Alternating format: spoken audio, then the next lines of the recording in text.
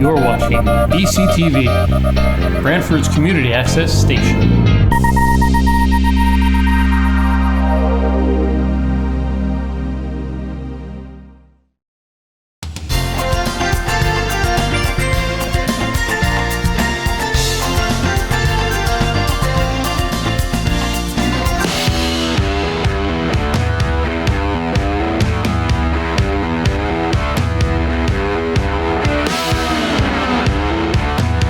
Again, everyone, welcome to another Around the Town of Branford with Henry and Frank.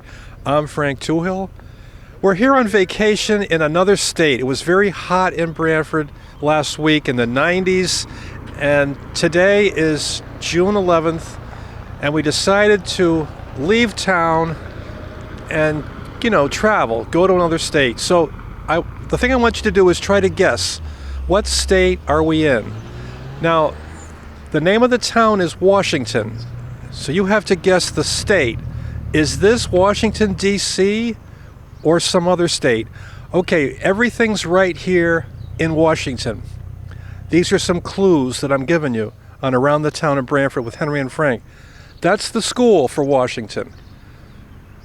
And as we look around here, it's in the very same part of town. We're in the center of Washington.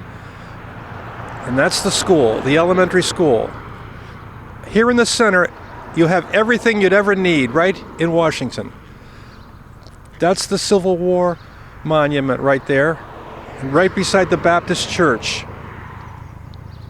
And then you have, looking up the road, you see a person carrying a huge empty gas tank. He wants to fill up there at the gas pump in the center of Washington.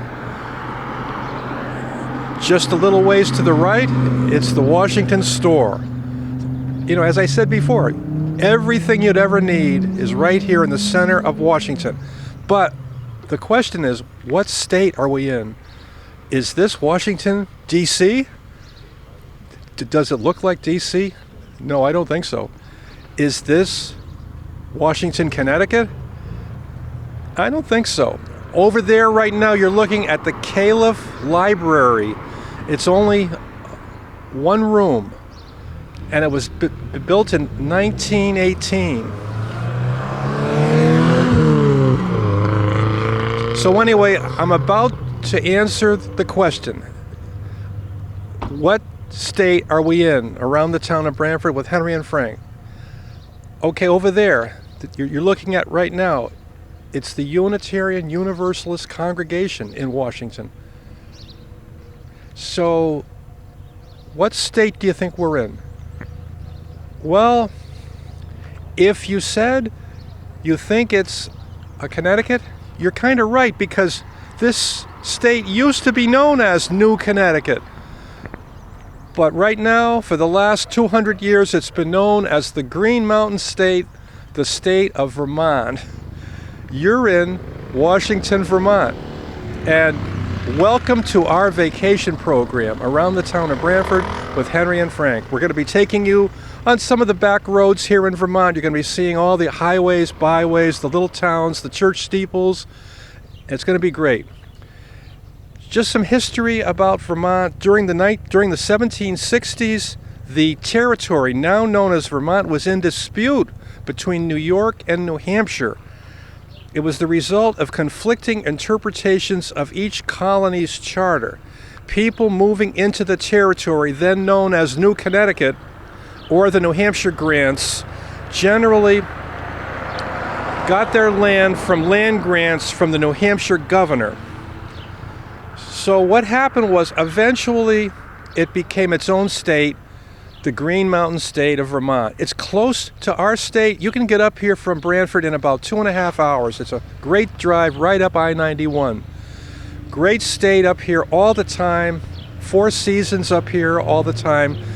This time of year right now, June, it's magnificent up here. It's warm, everything's in bloom. The trees, the crops are growing. It's just great. And of course, it's terrific during the winter for all the outdoor recreational sports, skiing. It's just a fantastic state and close by. And like again, it was known as New Connecticut. So that's our program today. We're going to be taking you around. Now, exactly the road we're taking, the directions we're going in. I mean, right now we aren't really sure. That's part of being on the road on vacation. We're just gonna. It's all going to be done by GPS. That's going to tell us where to go. So it should be great, and we'll find little things to stop and speak about. So it's great to be here. We're just passing through, and we're going on to another place now. This is Washington, Vermont, and stay with us as our program around the town of Branford with Henry and Frank on vacation in Vermont continues. Stay with us. We're still in Washington, and a few more things I wanted to mention. First of all, you're seeing beautiful lupine flowers. These come out towards the end of June every year. We don't see them much in Branford because it's a little too warm down there for them to grow, but you do see them in Vermont, New Hampshire, but I believe that they're like an Arctic flower, but they're just beautiful lupines. But anyway, a couple more things about Washington before we move on. There is some talk that this town was named Washington because the first people that came here were from Washington in Connecticut. And that's kind of a common thing. There's a lot of towns here in Vermont, like Guilford, Durham, that, it's the same as back home. It's because the first people that came to these little territories were, from those towns. So that's where that's where it comes from. Okay, so let's get in the car and we'll keep going as our vacation continues around the town of Branford with Henry and Frank on vacation in Vermont. Stay with us. Okay, we're still here in Vermont, of course. The whole program, we're going to be in Vermont, around the town of Branford with Henry and Frank on vacation in Vermont. We just visited Washington, Vermont, and we showed you the whole center of town. And we're currently in Chelsea, and we're going to show you the center here too. But before we talk about Chelsea, just a little bit more about Washington. Okay, as of 2000, the population of Washington was 1,047 people. That's all. And it's a 26.9 square mile town. So, there aren't many people up here. There's a lot of rural towns. If you drive through these towns, they don't change. They never change. Even the paint color on houses never changes. It's really a timeless part of the country. It's very rural up here. Now, the interesting thing about Vermont, this is true. It's hard to believe it. It's impossible to believe. But all the forests were cut down at one point for sheep. The whole state was for sheep to make wool, and then they made sweaters and everything from the wool. But all the forests were cut down in the 1800s for sheep production. But anyway, that's over with now, and all these little towns, all the little dairy farms, that's what's big here now. But it's hard to make a living in Vermont. It really is. But anyway, so I'm standing here with our camera from around the town of Branford with Henry and Frank on vacation in Chelsea, Vermont. Now, this town, it's a little bit bigger than Washington. The population as of 2010 here in Chelsea, 1,238 people. So there's about 200 people more that live here in Chelsea. It's in a small part of central Vermont. The first branch of the White River travels through here. And what else can I tell you about Chelsea? This town was founded on August 4th, 1781. And it was placed on the U.S. National Register of Historic Places in 1983. Chelsea has 2 other structures listed on the National Register. The Congregational Church of Chelsea, which you're looking at now here across the green, and also a covered bridge. So anyway, just like Washington, right? Everything is right here that you would need. You just saw the church, you're on the green. Over there across the street, you're looking at it now, it's a branch of the local bank. Then you cross the highway, which is Route 110, and there's a beautiful old brick building, and it's called, well, that's a church. It's the New Creation Fellowship. And then right next door, they have everything you'd ever need, Will's Store, from ice cream to night crawlers, if you like to fish, in the first branch of the White River. Then a little ways more, that old white building there, that's a garage for cars. You want your oil changed? That's where you get it done. And then coming up across the street again, it's the Chelsea Public Library, which is, if you look at that huge brick building, it's pretty large.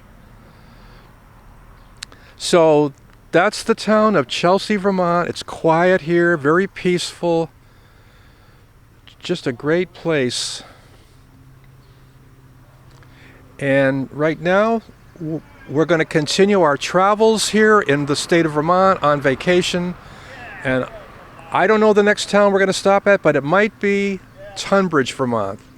That's going to be next. So stay with us. Around the town of Branford with Henry and Frank on vacation in Vermont continues. Stay with us. Okay, we've just stopped the car on our vacation trip here in Vermont, and we're in Tunbridge, Vermont, and I'm standing right in front of the Larkin Covered Bridge, one of the 5 bridges in Tunbridge, all bridges on the National Register of Historic Places. In fact, the whole town, Tunbridge, is on the National Register.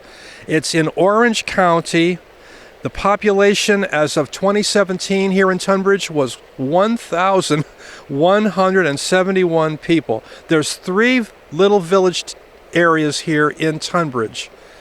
I lived right across the street, which you're going to see about my house in just a minute. The thing I did was, you're right, there's the Vermont Law School, which I attended for 3 years nearby. You're going to be seeing that later on our program. So I spent, many hours here. And anyway, so right now what you're looking at is the first branch of the White River. As you can see, it's beautiful, clean water. It's a great place to go swimming on those hot, when it's really hot. And it was always very quiet here. It's just a great part of the state. So right now you're going to see the house that I rented from a man that lived in Branford. Alexander Killam Murphy owned that house, and anyway, so that's the housing that I had for a full year here. At the time I was going to Vermont Law School. So anyway, the other interesting thing about Tunbridge is that there's 2 breweries here in town. It's a small town, like I said. There's only 1,200 people in town, but there's 2 breweries. There's one called Brocklebank, and that was named because the highest point in Tunbridge is called Brocklebank, and so that's what they call, that's how they got the name of the first brewery. The other brewery is called Upper Pass. Now, it's very interesting, and I'm going to be talking about that in just a minute. All about the Vermont breweries. They're all over the state now. It's quite a story. The other thing about Tunbridge, I don't know if you've ever heard about this, but there's a huge ag fair here every September. It's called the Tunbridge World's Fair, and it's a great town, a great place. Okay, so as you see behind me, right, it's the Larkin Covered Bridge, one of the 5 covered bridges in town, in Tunbridge, all of them on the National Register of Historic Places, and we're just about to take a stroll through the bridge, so stay with us.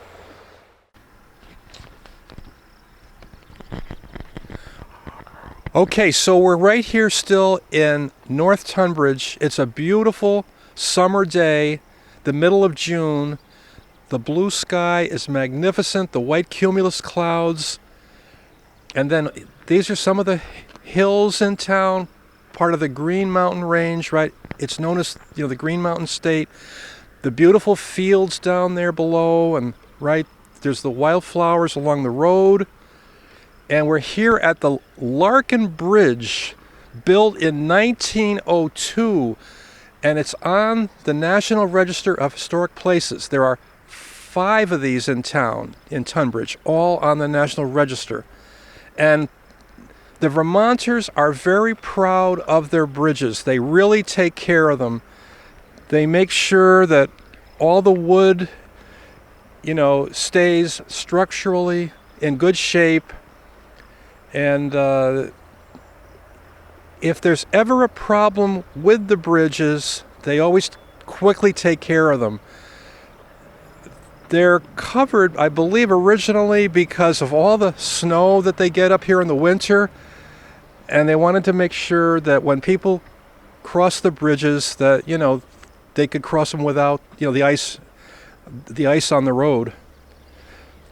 What you're seeing now is as we just about to enter the Larkin Bridge, right? If you're looking down there, that's the first branch of the White River.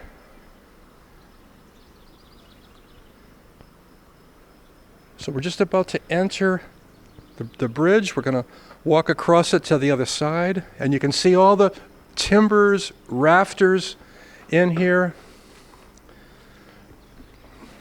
Now, there's a lot of covered bridges here in Vermont.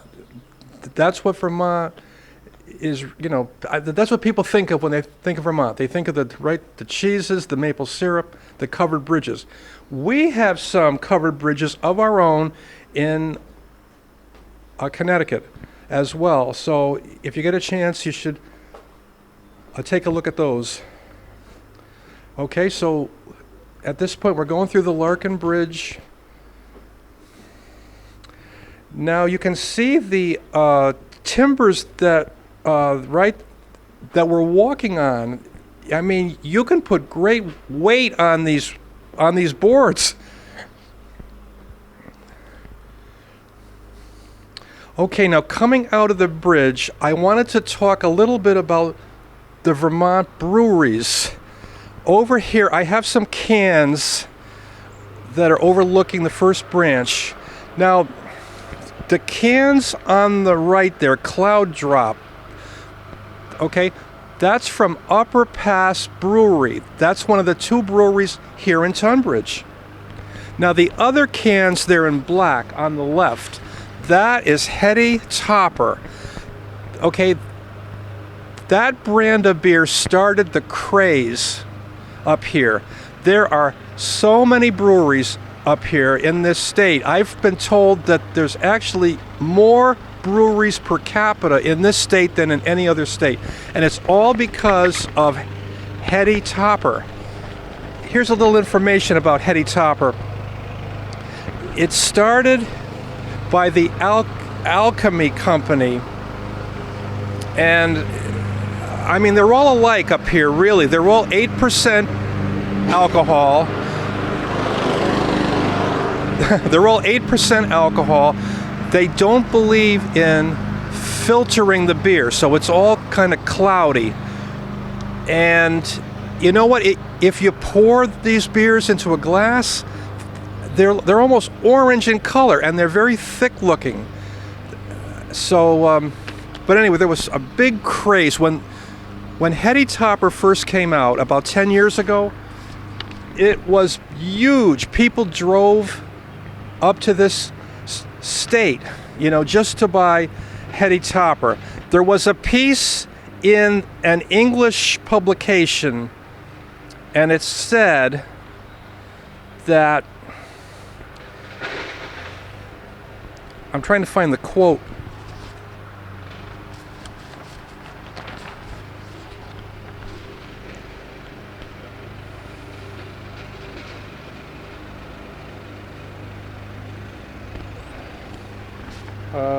Okay, yeah. I just see it here. There was a quote. It said, okay, this was in an English magazine, Esquire. It said that beer, Heady Topper, that when people see it, it creates hysteria. And what they used to do was only release the beer on Thursdays. So people from Vermont and people throughout the Northeast would drive to the stores in Vermont to buy Heady Topper on Thursdays. And they said in this English magazine, by lunchtime, all the beers would be sold. So anyway, that's what started the whole Vermont beer craze. So I think over the course of our program, I think we're going to be stopping at, some of these Vermont breweries. Okay, so we're just about to leave now Tunbridge. We're about to leave the first branch of the White, and I don't know what's coming up next. We'll have to wait and see. Okay, stay with us. Around the Town of Branford with Henry and Frank. Vacation special in Vermont continues. Okay, we're still in Tunbridge. I just told you the story about all the breweries in Vermont, especially, the famous Heady Topper, which probably started the craze 10 years ago. And I told you there was 2 breweries here in Tunbridge, Upper Pass, and we're now at Brocklebank Craft Brewing in Tunbridge, Vermont. And I'm with the owner, the master brewer, whose name is... Ben Linehan. Ben Linehan, yep. And it's owned by him and his wife, Ann. Mm-hmm. And there's a tour that he's going to give us. He's going to explain the beer making process. So what's the first room, sir? This is the grain room here. This is where the malted barley is. You can see there's some flaked barley here. Everything else is in bags right now. So I take the grain out and I put it in this mill here. And it crushes the grain and makes it look like that. Cool. And so then I take it over to the brew room and soak it in hot water for an hour. And that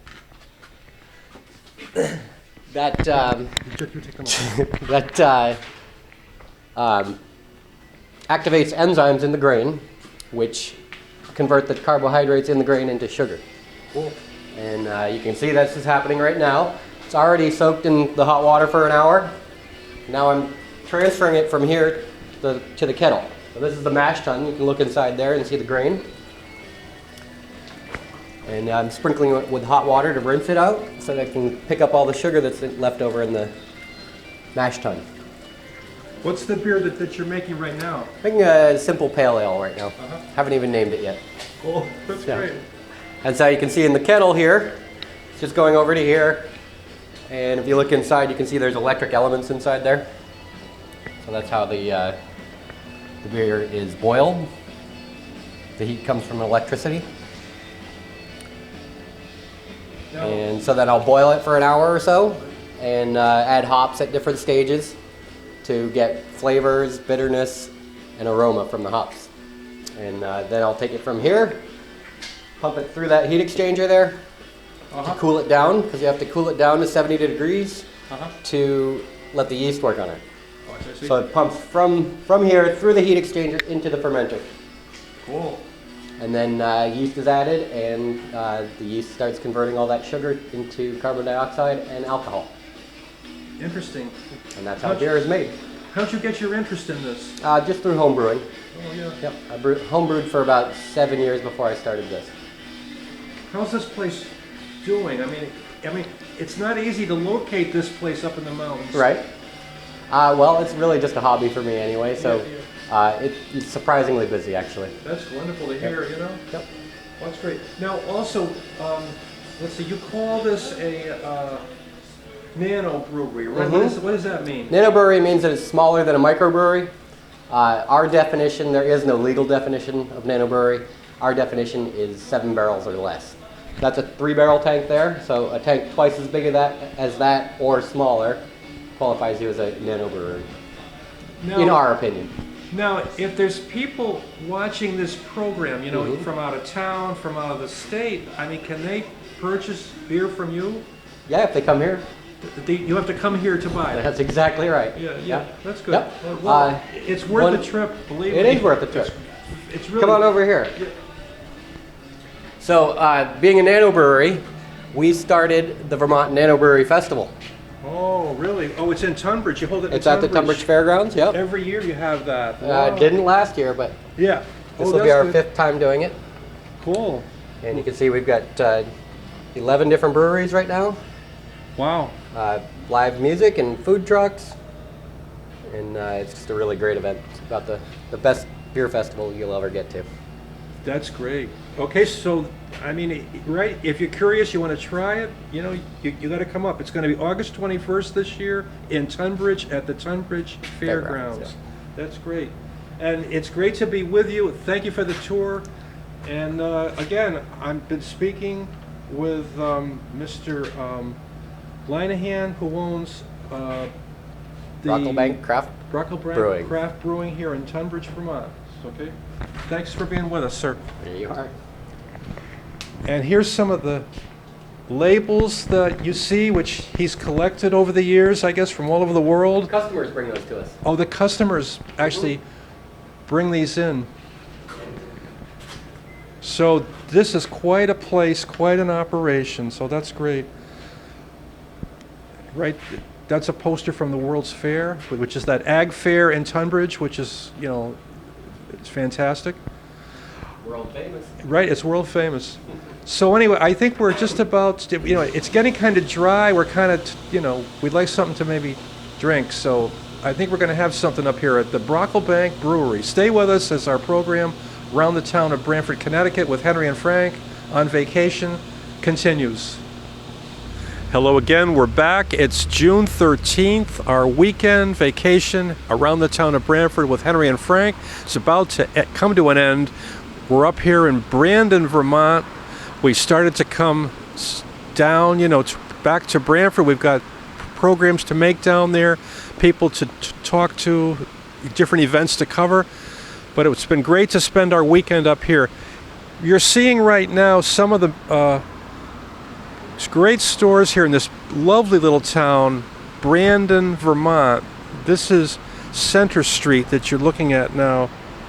It's a really great little town. 246 homes right here in Brandon are all on the National Register of Historic Places. This is a town that's taken care of its antique homes. And there's lots of things to do here. There's lots of arts events to see. Some people say this town is the art and soul of Vermont. And, you know, what they also say about Brandon, it's a little gem midway between Rutland and Middlebury. So we're currently in Kennedy Park. It's a little park, and we're gonna take you, like, you know, here in the park. The camera's gonna walk around with me as we show you. This is kind of interesting right here. There's a beautiful old brick building, and attached to the second floor is the fire escape. Now, this is something that you would never see in Branford. Look what the fire escape is made of. It's made of wood. I mean, that's a thing you don't see in Branford. Also, right down below, there's a few of these in Branford, right? It's a little box full of books, and you help yourself to a book if you want to take it and read it, and then you can bring it back. And if you have books as well that you're through with, you can bring them here. So that's kind of neat. All this stuff right in this little park. So if we walk up here now, you'll see the beautiful wildflowers that have been planted here in Kennedy Park. This is a small park, but I understand that it's used a lot by artists. Artists come here and sketch and paint right here in this park. It's so beautiful. And I think you're beginning to hear water in the distance, and that's because we're coming up to the upper falls of the Neshobe River, which flows right through Brandon. And as we get up towards the falls, you'll see right that this is crystal clear river water. It's really beautiful. And it's a perfect day here in Brandon right now. It's terrific temperature, about 72. There isn't any it's dry, it's not humid, it's just beautiful. So right behind me now you see the upper falls of the Neshobe River.